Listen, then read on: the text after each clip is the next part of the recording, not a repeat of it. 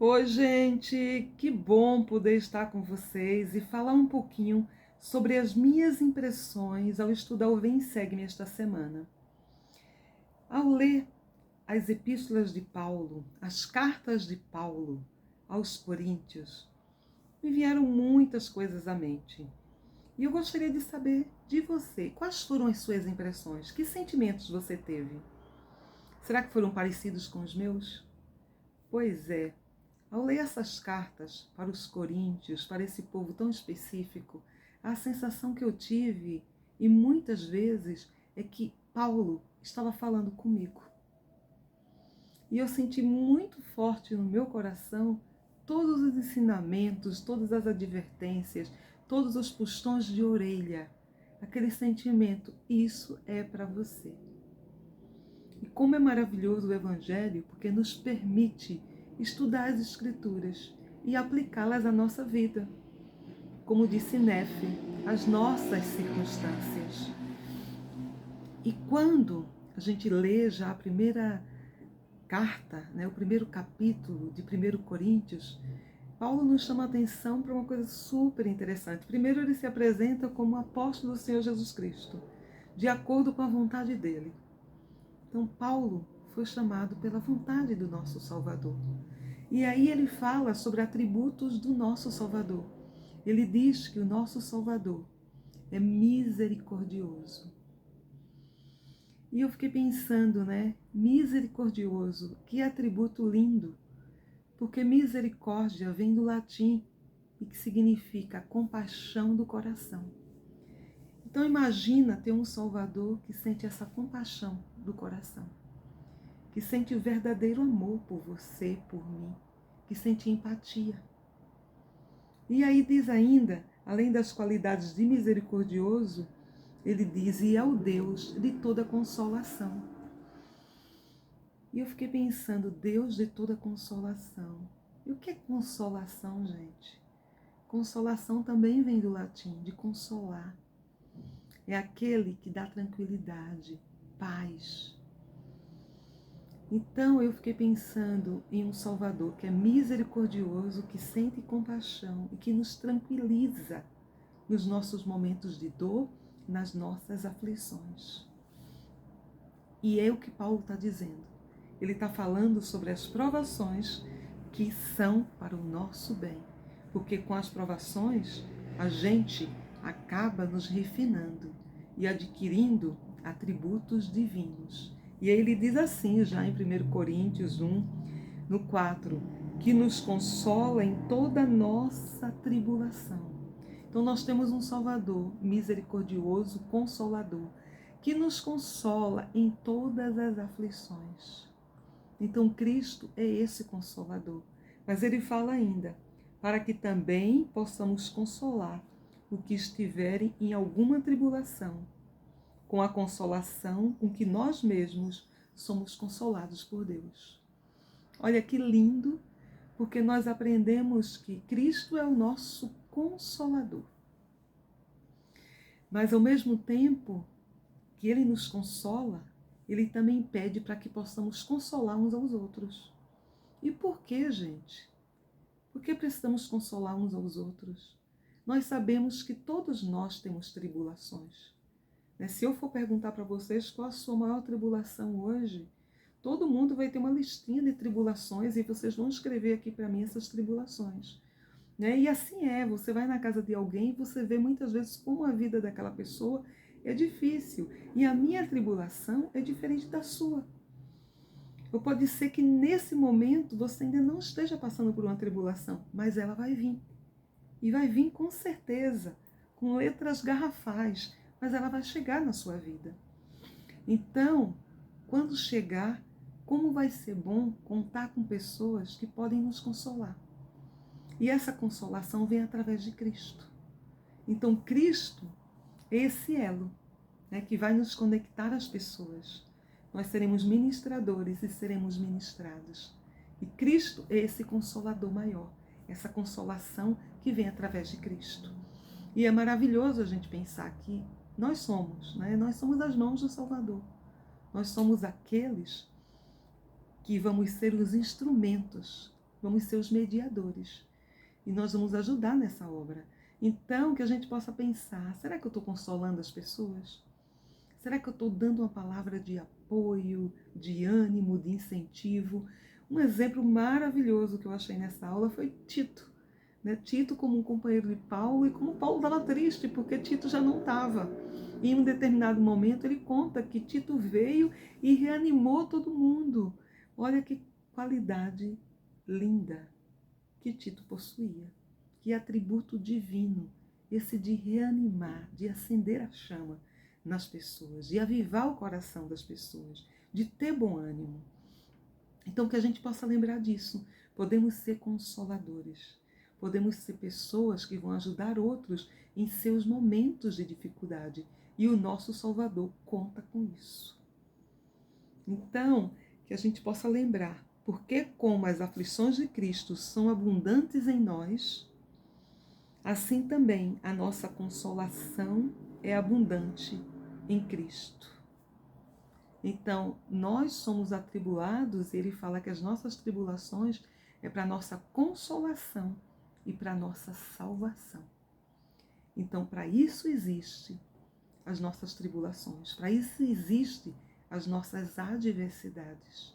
Tudo o que nós passamos é exatamente para que a gente possa se refinar e um dia voltar para casa muito melhor.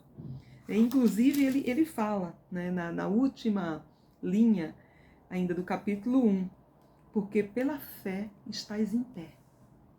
Gente, não é fácil passar por tribulações. Vocês sabem disso. Eu sei disso. Mas pela fé estáis de pé. Estáis em pé. É assim. É assim que deve ser na nossa vida. As tribulações virão e que a gente possa ter bons amigos para que possam nos consolar em Cristo. E que possamos também ser bons amigos para consolar outras pessoas. Nesses momentos difíceis que eu passei, eu pude ser consoladas por bons amigos que estiveram ao meu lado.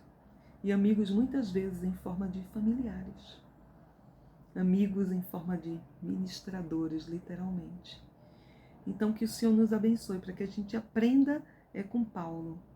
Ele, inclusive, sofreu por muitas tribulações. E foram prisões, foram perseguições, enfermidades. Ele, inclusive, cita, né? A gente não sabe exatamente o que aconteceu na Ásia, mas ele achou que ia morrer.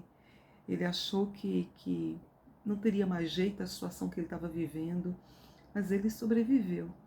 Então, muitas vezes vai ser assim as nossas provações. Às vezes a gente vai passar por situações que a gente diz, não, até aqui cheguei.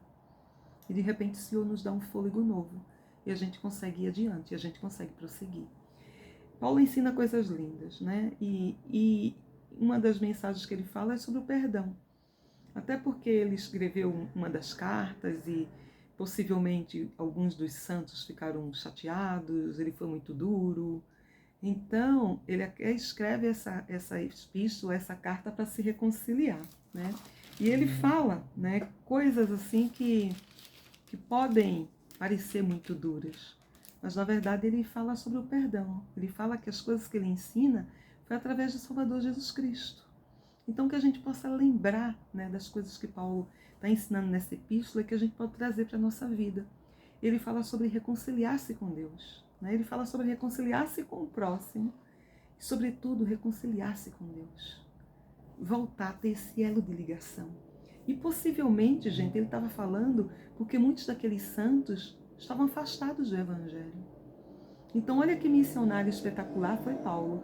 Ele ensinou o Evangelho, ele saiu daquela região, ele já estava longe, mas ele não esquecia, ele ia lá e escrevia cartas, ele continuava mandando a sua mensagem, a sua preocupação. E eu fiquei pensando, né, quantos de nós fizemos missão, mas será que a gente lembra daqueles que a gente ensinou? Será que a gente escreve um e-mail, uma carta? Minha nossa, né? Talvez 10 anos, 15 anos, sem saber notícia do irmão tal. Nossa, essa aula serviu para mim, gente. É exatamente isso. É essa hora que você diz, opa, né? Eu preciso reconciliar-me com Deus. E Paulo está falando isso, ele está chamando esses santos a reconciliar-se com Deus. Ele está chamando essas pessoas a lembrarem do que aprenderam do que ele ensinou, né, como missionário. Então que a gente possa lembrar disso. Às vezes a gente cumpre ali uma designação, um chamado na igreja. Eu sou ministradora do irmão tal, da irmã tal, ou do irmão tal, e de repente eu deixo de ministrar aquela família e esqueci deles. Não, né? A gente precisa continuar lembrando. Não é só uma designação, mas que essa misericórdia, essa compaixão possa estar realmente no nosso coração. Que a gente sinta o desejo de ministrar todo mundo, que a gente sinta o desejo de ajudar as pessoas, mesmo quando não estão ali na nossa região geográfica. E o ajudar vai muito além, o ministrar vai muito além do que a extensão da nossa casa, do nosso bairro, da nossa ala, mas vai muito mais além. E era isso que Paulo estava fazendo, né? Mesmo que ele já estivesse em outra parte, ele estava lembrando daquelas pessoas, estava tratando de fortalecer, de nutrir, de ensinar, de falar para elas, olha, volta ao caminho, reconcilia com Deus, né? Se arrepende, e que o arrependimento provoca uma mudança, essa mudança de coração. É como se ele dissesse, olha quem era eu. Eu era Saulo, agora eu sou Paulo. E aí eu fico imaginando que ele, quando era Saulo, ele nunca imaginou na vida que um dia fosse ser um missionário, que um dia estivesse escrevendo cartas para os santos de Coríntios, né? Não! Os planos que Deus tem para a nossa vida, nós não sabemos, mas Ele tem. E são mais excelentes que os nossos planos. Então, que a gente possa realmente confiar em Deus, colocar a nossa vida em suas mãos. E colher os frutos do arrependimento, colher os frutos da expiação de Cristo, sabendo que a única maneira de nos reconciliarmos com Deus é tendo Cristo como mediador, é essa expiação. Então, quando a gente estuda sobre Paulo, a gente vê essas doutrinas que nos ensinam realmente que Cristo deve ser o centro da nossa vida, que Ele está lá para nos propor essa mudança, para nos ensinar com seu amor, com sua compaixão, para nos dizer que Ele nos consola, nos tranquiliza, nos ajuda, nos dá paz e que não estamos sozinhos, e que podemos confiar nele. Podemos confiar em um Deus perfeito, podemos confiar no nosso Salvador Jesus Cristo. Paulo ensina tantas coisas, ele fala, por exemplo, que a gente não vai precisar de uma carta de recomendação. Muitas vezes as pessoas precisam lá ter estampado, como muitas vezes se faz nas empresas, né? E as empresas pedem, quero uma carta recomendando fulano, para ter certeza que ele é uma pessoa honesta, que ele é uma pessoa boa, bom trabalhador. As cartas de referência ou de recomendação em muitos lugares ainda são usadas. Mas Paulo ensina exatamente isso, que nós somos a nossa maior carta de recomendação.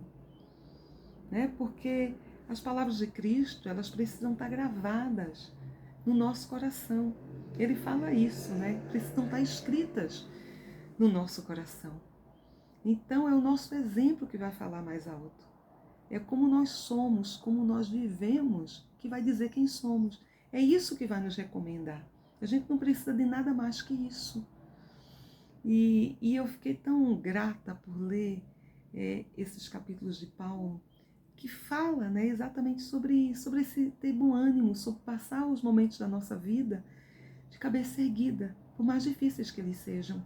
Inclusive ele disse assim, já no capítulo 4, no versículo 2, em tudo somos atribulados, porém não angustiados, perplexos, porém não desesperados, perseguidos, porém não desamparados, abatidos, porém não perdidos, trazendo sempre por toda parte a mortificação do Senhor Jesus Cristo no nosso corpo, para que a vida de Jesus se manifeste também em nosso corpo.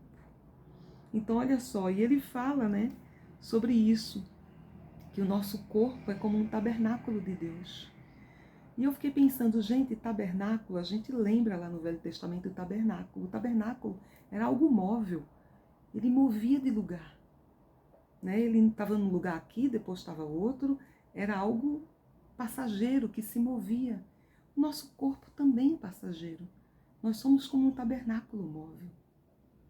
Um dia já não estaremos aqui, mas que a gente possa lembrar de Cristo, da sua ressurreição, que possamos lembrar de tudo que nos aguarda mais adiante. São tantas coisas, né? Ele diz assim, no 17, porque a nossa leve e momentânea tribulação produz-nos um peso externo de glória muito excelente. Ou seja, estou sofrendo agora essa pequena provação e vai produzir uma glória excelente. Tudo isso vai depender de como eu me comporto, como eu passo por minhas tribulações. Porque se eu passo por minhas tribulações, amaldiçoando tudo que eu tenho, não tendo um espírito de gratidão ao Senhor, o que eu vou receber de galardão? Eu preciso aprender o que eu tenho aprendido com essa provação. Como eu vou ser consolado? Como eu vou consolar outro? Então eu preciso lembrar de qual o procedimento, como é que eu devo viver esses dias de provação. Ele diz ainda no capítulo 5, pelo que estamos sempre de bom ânimo, sabendo que, enquanto estamos no corpo, vivemos ausentes do Senhor, porque andamos por fé e não por vista. Porém, temos confiança e desejamos muito deixar este corpo e habitar com o Senhor. Então ele fala, enquanto nós vivemos aqui nessa terra, nós estamos ausentes do Senhor. Nessa terra nós andamos por fé e não por vista. É exatamente isso. E eu diria que esse é o grande segredo aí, essa fé diária que a gente precisa ter, exatamente porque a gente acredita no que nós não vemos. E ele fala isso, que o que nós vemos são as coisas terrenas, são as coisas da terra, mas as coisas que não vemos são as coisas celestiais. E é por isso que é difícil acreditar no que não vemos. E por isso as distrações, elas são mais fáceis de nos pegar, porque nos atrai pela vista. Então que a gente possa ter muito cuidado, porque às vezes a gente vai ali e se distrai no que a gente consegue ver, ou nas distrações desse mundo, e esquece que o mais importante é o que a gente não consegue ver, que são as coisas celestiais. Que é muito mais importante a gente desenvolver fé na nossa vida, essa crença e confiança em Deus. Ele diz ainda, que aquele que está em Cristo é uma nova criatura. As coisas velhas já passaram, eis que tudo se fez novo. Então é linda, linda, linda essa passagem, porque nos mostra o verdadeiro caminho do arrependimento. Porque quando você se arrepende de verdade, você é uma nova criatura. E todas as coisas são novas. É um novo tempo, é um novo recomeço. Então, que a gente possa realmente ter esse espírito de renovação. E nós podemos tê-lo a cada sacramento. A cada domingo, quando a gente vai lá e renova. O nome diz renovar, recomeçar. E a cada semana a gente promete, eu vou ser melhor. Que a gente possa a cada semana estar um pouquinho mais perto de Deus. Um pouquinho mais conectado nele. Então ele diz ainda, e tudo isso provém de Deus, que nos reconciliou consigo mesmo por Jesus Cristo e nos deu o ministério de reconciliação. Porque Deus estava em Cristo. Então olha só, Deus nos deu esse ministério e deu através de Cristo, através da sua expiação. É aí que a gente se conecta com Cristo e é aí que a gente é reconciliado com Ele. Através do arrependimento, através da mudança de vida, do desejo de ser batizado, e quando a gente se batiza, de continuar cumprindo convênios sagrados, de a cada domingo renovar esses convênios e cumprir esses convênios. Ele diz ainda, de sorte que somos embaixadores da parte de Cristo. E olha só, somos embaixadores. Quem são os embaixadores, gente? A liderança, Nós que somos aí, que estamos na igreja, liderando, somos embaixadores. Temos um papel importantíssimo no plano de Deus. Os bispos, presidente do seu socorro, presidente das moças, professor do seminário, o professor da escola dominical, todos nós somos embaixadores, temos a nossa função na igreja e temos esse papel de ajudar as pessoas a se reconciliarem com Deus. E muitas vezes a gente precisa se reconciliar com Deus. Muitas vezes a gente precisa se arrepender e ser líderes melhores, ser embaixadores de Cristo melhor. E ele diz ainda que muitos não recebem a graça de Deus em vão. Que a graça de Deus não seja em vão na nossa vida, mas que a gente possa receber as bênçãos dessa graça dele. Gente, como eu sou grata por tantas coisas que eu aprendi, eu tô aqui, eu saí marcando tudo, E eu tinha tanta coisa para dizer, agora já me fugiu. Mas ele fala, né, que essa tristeza seja para o arrependimento. Mas não a tristeza do mundo, né, mas a tristeza do arrependimento que leva a essa leveza, que leva à alegria, que leva ao querer servir a Deus, que leva a querer ser melhor, que leva a voltar à presença dele. Então, Paulo, ele me ensinou tanto, tanto, tanto, tanto com essas cartas. Ele me ensinou humildade, a maneira como ele fala, a maneira como ele se coloca para os irmãos, né? Como aquela pessoa que está ali, está aprendendo também e que é um instrumento nas mãos do Senhor. Como todos nós que estamos aprendendo esse caminho. E a gente fica pensando, olha a vida dele como foi. E olha ele agora como está. Né? Como a gente pode saber que uma pessoa, ela, ao se arrepender, é uma nova vida. Foi embora aquele velho homem. Né? Então, muitas vezes, quando a gente está ali sentado na sacramental, senta alguém do nosso lado e a gente olha para aquela pessoa e a gente pensa, nossa, fulano aqui na igreja.